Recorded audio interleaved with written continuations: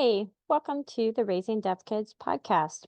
I am currently sitting in my bed with my laptop while all three kids are home from school today and they're all doing rest time. And I've got my mug of warm, hot coffee. It's my Luke's mug from Stars Hollow. Shout out to the Gilmore Girls fans in here. And y'all, I have just had a day today. I have been back and forth to my kids' school 3 times today. Can y'all believe that?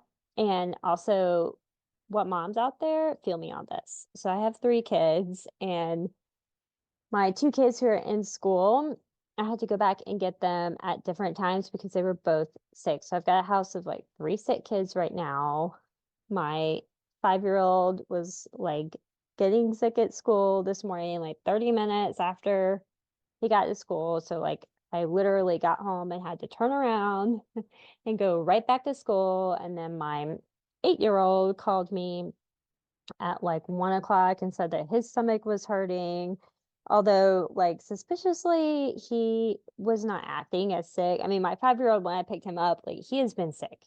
Like, you can tell he does not feel good. I don't know. Guys, my 8-year-old came like bounding out of the office, like happy to see me, full energy. So I still made him do rest time just to emphasize that when you're sick and not feeling good, you need to rest because he full out wanted to come home and like play. And I was like, you called me to pick you up from school early because you're sick. But literally all I've done today between me and then me and my 2-year-old is we've just been driving back and forth to school like 4 or 5 times, which is not like a super huge project because we live in a smaller town and their school is across town, but you have to go through the downtown. So I've like, about 8 times today been back and forth to school. And boy, am I excited and glad just to sit down in my bed while everyone's resting, drink this coffee, and chat with you guys today. And I also want to tell you guys something else. Oh, and by the way, I just had to tell you all this. And he was having like a phone outage today. So also this morning when like the school was trying to call me and text me and stuff, like my phone wasn't on network. Of course, like today of all days when all my kids are sick and need to come home, I wasn't able to like send or receive text messages or like get phone calls or, send phone calls back out. So I don't know, y'all. Like, you probably feel me because you're probably all parents on this podcast. So hopefully you're just sitting there thinking, yeah, yeah, girl, me too. If you've had a day, I hope that you can take some moments to relax and listen to this podcast today. And as I was saying earlier, I am so excited just to sit here, relax, and talk to you guys because I just really feel like you can't see me on the screen. But when I sit down, I really feel like I'm just sitting here. I usually have a mug of coffee and I'm just like chatting with you guys. And I also want you to know that I actually wrote the outline to this podcast today while I was sitting in the doctor's office this morning with my 5-year-old. We were getting him tested for the flu, which he does not have. No flu, no RSV, no COVID. So the big 3 he does not have. Hallelujah. Praise the Lord. That's a good thing. He's still sick, but not the 3 major ones. So anyway, we were sitting there waiting for his flu test to come back. And, so I was like, hey, why don't I do, this podcast outline? And so I did this podcast outline on the Notes app in my phone while I was sitting in the doctor's office with, my 5-year-old today. And I just say that to let you know that I am always thinking about you guys. Apart from my family, you guys are my number one. I love, love, love, like really and truly helping parents out. And every time I am doing with my own kids, I'm talking and working with their providers and their doctors, I'm always thinking about, what can I share with you guys from my experience? What am I doing? What am I hearing from other parents, that seems to be a problem or, seems to be a good thing that I think all of you guys could benefit from too. So, I'm always just thinking about ways that I can make your lives better and what information that I can bring to you guys to help you out more. And so today, what we're going to talk about in this episode is we're going to talk about 3 warning signs that your child's provider is interfering with your self-trust. This is going to be a really good one. And this is one that I am seeing coming up a lot right now for parents. And I really want to dive into it. So get that mug of coffee ready, sit down in a comfy place because we're about to chat about it. Hey, Mama. Welcome to Raising Deaf Kids. Do you want more ease in your daily life? Do you want to help your child learn language faster but have no idea where to start? Do you find yourself searching for how to learn sign language and best ways to practice speech goals? Hey, I'm Elaine. I'm a mom of 3 littles, 2 of whom are deaf. I remember when I received the hearing loss diagnosis for our child, there were so many decisions and information overload. I lacked clarity and confidence and yearned for ease and balance in our lives. It was then that I discovered strategies to support our kids' language development at home, and I even helped them learn language faster. I can't wait to share it all with you. So put down that to-do list, close out that ASL app for now, and let's get started.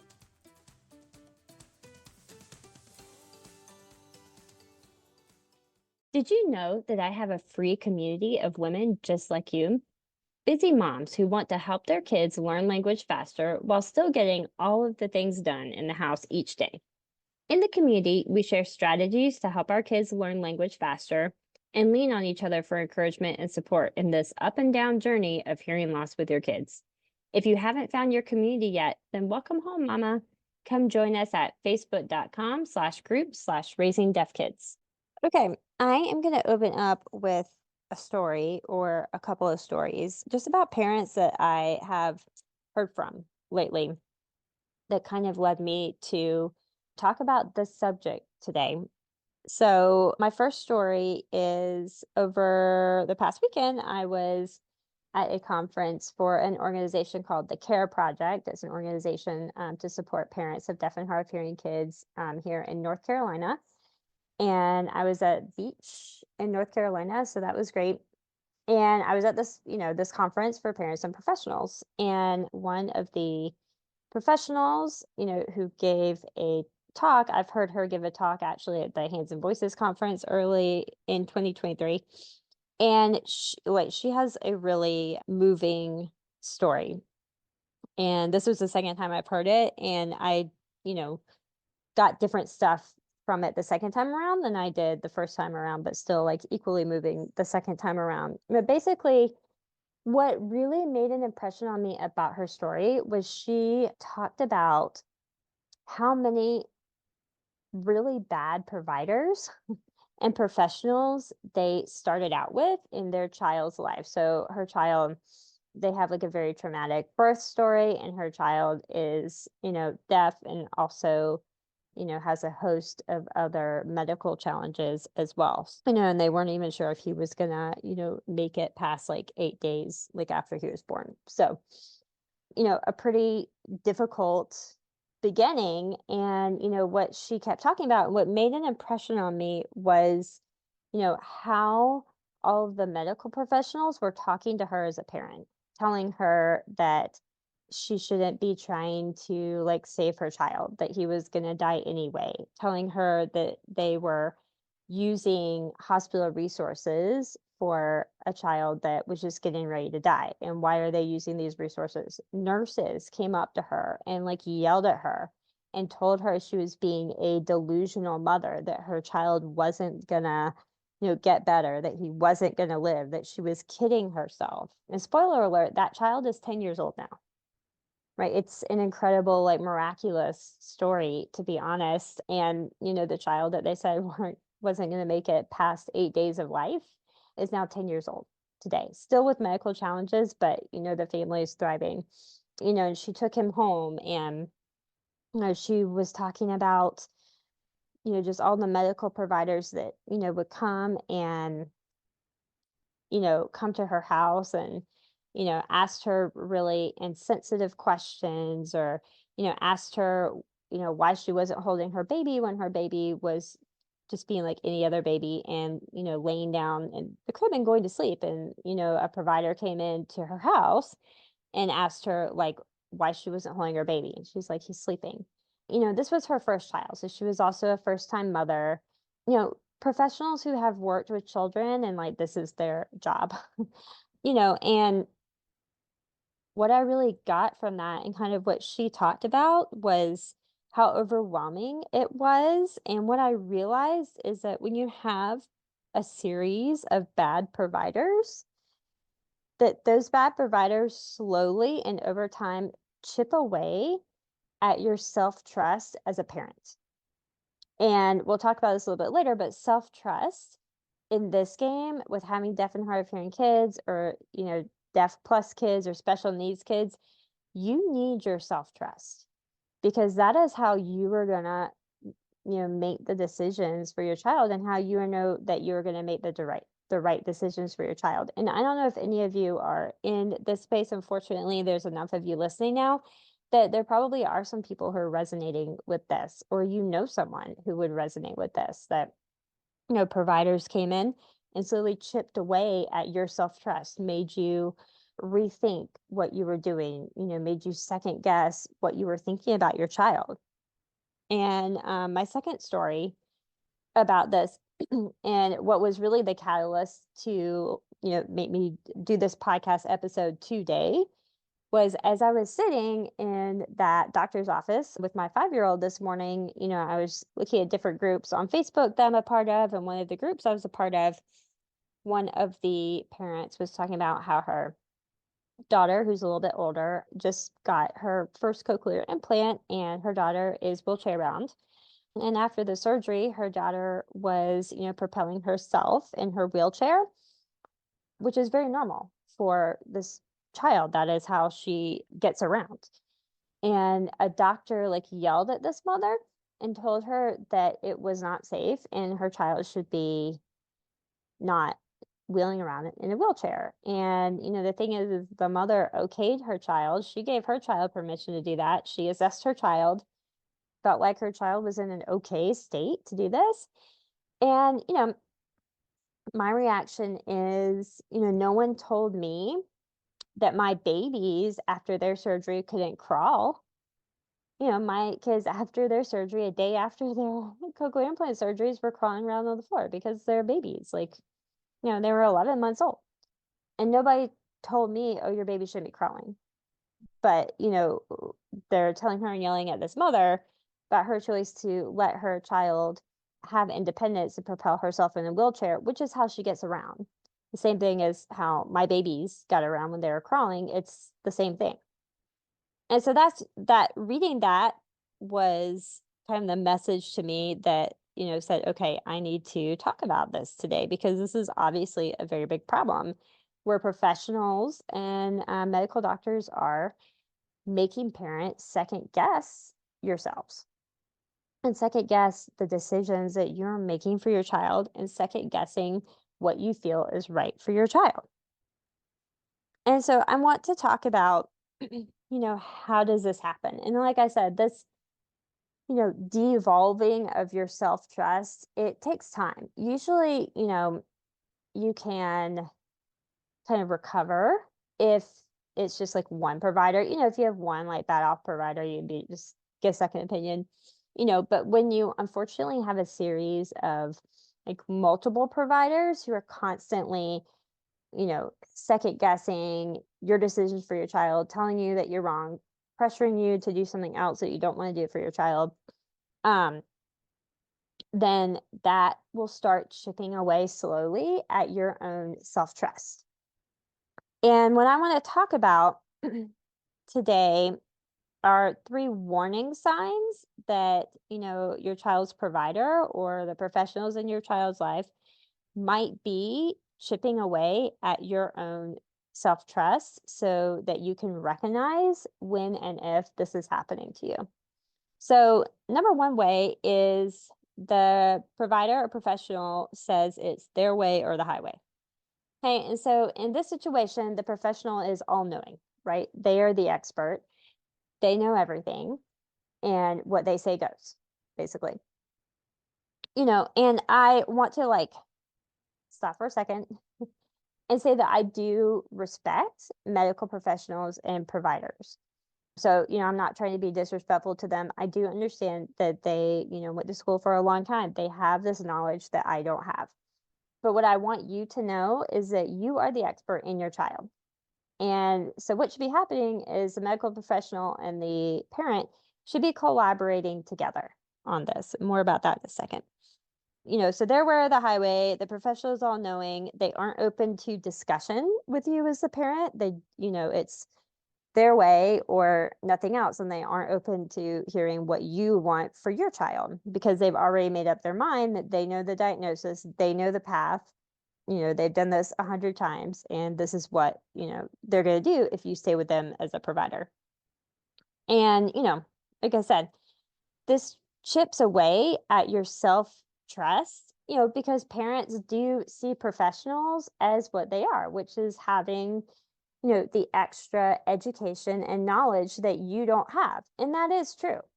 And that is where I said it should be a collaborative effort because it's true. The professionals have knowledge and information and experience that you don't have, that you know your child. So you have knowledge and experience with your child that the professional doesn't have. So what you should be doing is coming together with the expert knowledge, of the situation, what's going on, of the diagnosis, and your expert knowledge as a parent of your child, and put that together, and that's where everything happens. Okay. But many professionals, just want it, their way or nothing at all. And then you start to second guess yourself because you think as a parent, well, they're the professional, they have the degree, maybe they know something or recognize something that I don't. And then that kind of keeps spiraling, and it decreases your self trust. So, the number two way that professionals chip away at the self trust of parents is they see that the problem is not them, it's you. And so these type of providers often see parents as an annoyance, and they're often very condescending and even sometimes outright mean to parents. Okay. And once again, same thing. When you have a provider who is, condescending with you, doesn't want to have discussion, and sees you as more of an annoyance, then you start thinking, well, maybe I'm not making the right decision. Maybe I am bothering them too much. Or maybe they're right. Maybe I am being too optimistic. Maybe I don't understand the situation. Okay. And that keeps chipping away at you trusting yourself to assess your own child and make the right decisions for your own child. And the number three way is they just outright give up on the case when they don't have any more answers and, when things may not be going their way.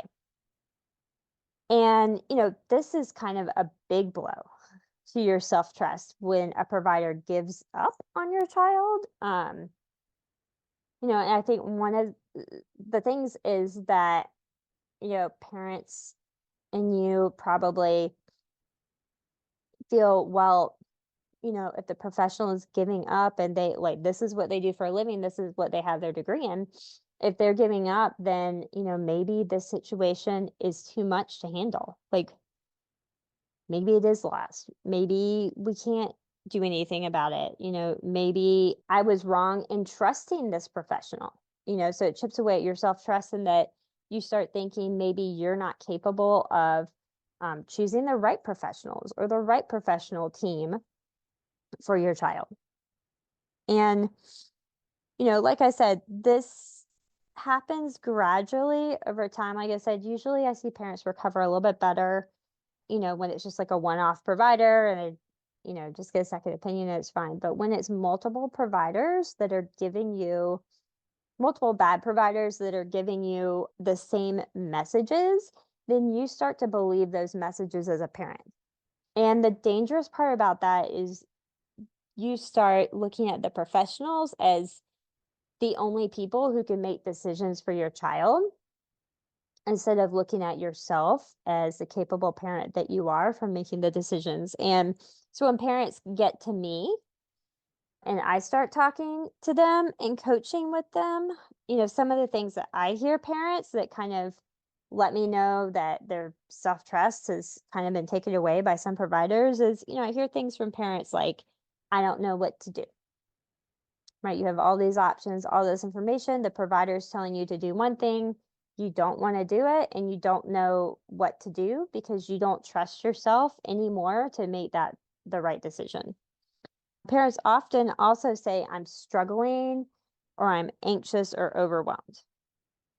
So if you're feeling any of those ways, I would like for you to take a look at, what the professionals and what the providers are saying in your life. Okay, because like I said at the beginning, to continue on in this journey with special needs kids, self-trust is a huge like necessity for you, right? Because you are making sometimes really difficult decisions for your kids. And you are very often making decisions for your kids in, an area that has no roadmap. Like you're going down a road without a map. You have no idea where you're going. And that's all of us. No one prepares us for having kids with hearing loss or with any other, challenges, medical or otherwise. And we get that. And then all of a sudden we have to make the appropriate decisions. And it's important for you to trust yourself, to know that you are the expert of your child. You are with your child every day.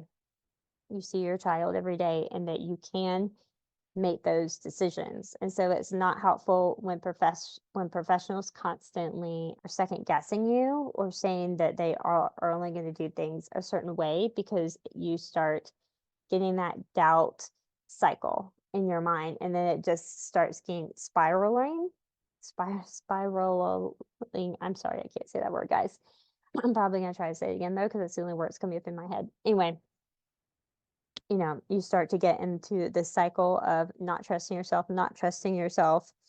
And then you only want to let the providers or let the school team make the decisions for your child. And you are the parent, and like you ultimately have to make the decision. You have to make the school decisions, right? You have to make the therapy decisions. You have to make the medical decisions. Okay. It is up to you. Okay, certainly you can ask the opinion of these people, but you have to have enough trust in yourself to know that you can get the information, but then you can make the right decision. And it might be a decision that's different from, what the professional or what the provider wants you to do or recommends for you to do. And that's okay, because you know your child. And so I wanted to just encourage you guys today, just let you know, if you have some providers that are doing these three things: a provider that thinks it's like their way or the highway, a provider that seems to see you as the problem as the parent, and, in cases if you've ever had a provider just like give up on your family, know that that can actually be a form of like trauma. And that does take like healing, and a little bit of like grieving to go through that process. And I want to encourage you that if you're experiencing any of that from your providers, any of your providers or professionals or anybody from like your IEP team, that you have a right to get second opinions, or third opinions or fourth opinions, and you have the right to shop around providers until you get one who is respectful and who, sees parents as collaborators, which is what you are, instead of, an annoyance and getting in the way of what they really want to do. So I hope that this episode encouraged you today. I hope at least it helped you know that you aren't alone, right? Because I'm hearing this from a lot of parents. I also want to let you know that we have a community. So, if you're feeling like your providers or, the professionals around your children are not listening to you as a parent, that you're trying to collaborate and they're not collaborating with you, come into our free Facebook community. It is at facebook.com/group/raising deaf kids, and that's going to be in the show notes. And, come tell us about it. So this community is open. We have questions that go on, and the parents in the community are also free to ask their own questions in here. And I would love to see you guys in that community, so that you can ask your questions or get advice, and we can help you with that, because that is a really hard place to be in. And many other parents have been in this situation where their providers are chipping away at their self-trust, and that's not a good thing. And it's, time to look at finding some different providers. And we would love to just like support, encourage you through that so that you know that you're not going through this alone and that you do have a community of other parents who are going through the same thing that you're going through. And I hope this podcast today, this episode, calm down your soul a little bit. I hope you were able to sip some coffee with me. I've been drinking coffee out of my Luke's mug this whole time. And, I hope that it was encouraging for you and informative to be able to assess like the providers in your life to make sure you have the right professionals around you and your child and helping you and your child. So if you like this episode, come back next Tuesday because we're going to talk about the second part of this and what to do to like rebuild your self-trust. So today we talked about how to know if the providers are chipping away at your self-trust. And then next week on Tuesday, we're going to talk about, what you can do to kind of rebuild that self-trust in yourself so that you feel capable of making, the decisions that you need to make for your child. And I want to thank you so much for being here today. And tune in on Thursday of this week. I have such a fantastic episode. I had a chat with Sarah Olsher from the online shop Mighty and Bright, and we talk all things visual schedules, which you guys have like changed the communication and like levels in my house between me and my husband, between us and the kids. Like it's one of those things you'll hear in the episode on Thursday that shouldn't work, but it does. And so I had Sarah on to talk all about the visual schedules that she creates and what is best. And I didn't even know this until we met to chat. Is she has a daughter who wears hearing aids. So she also is like part of our community as well. And so that's coming up on Thursday, and I cannot wait for you to hear that episode. I hope you have a good rest of your day, and I'll see you on Thursday. Hey, Mama. I hope you enjoyed today's episode. If so, would you take 30 seconds and subscribe to this podcast? I never want you to miss an episode and to be without valuable information to help you and your family. Also, please leave a quick written review for the show on Apple Podcasts. It lights me up to know this podcast is helping you. Now go check off the rest of your to-dos so you can love on your family today. And I'll meet you here every Tuesday and Thursday for podcast episodes to support your whole family in language learning. Ciao, Mama.